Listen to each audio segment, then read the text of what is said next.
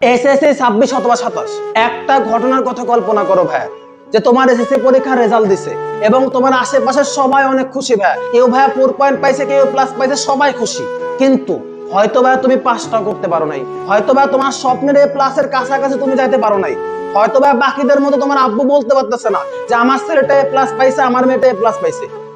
আমি জানি ভাই তোমাদের মধ্যে কেউই চাও না যেরকম পরিস্থিতি কখনো তোমার জীবনে আসুক, কিন্তু ভাই একটা প্রশ্ন নিজেকে করো যে ভাই তুমি যেইভাবে পড়াশোনা করতেছো, যেরকম ভাবে তুমি ভাই আগাচ্ছ, তুমি না চাইলেও ভাই তোমার জীবনে কি এরকম পরিস্থিতি হবে না? তুমি চাও ভাই তোমার যখন রেজাল্ট দিবে ওইখানে মাসের উপরে লেখা থাকবে জিপিএ 5.00, তোমার আব্বু অনেক খুশি হবে, তোমার আব্বু সবারে বলে পারবে আমার ছেলে এ প্লাস পাইছে, আমার মেয়ে এ প্লাস পাইছে। তুমি চাও তোমার জীবনে এরকম সিচুয়েশন আসুক, কিন্তু আবারও নিজেকে প্রশ্ন করো ভাইয়া, তুমি যেইভাবে আগাচ্ছ, তুমি যেইভাবে ভাইয়া পড়াশোনা করতেছো, তোমার জীবনে কি এই সিন কখনোই সম্ভব ভাইয়া?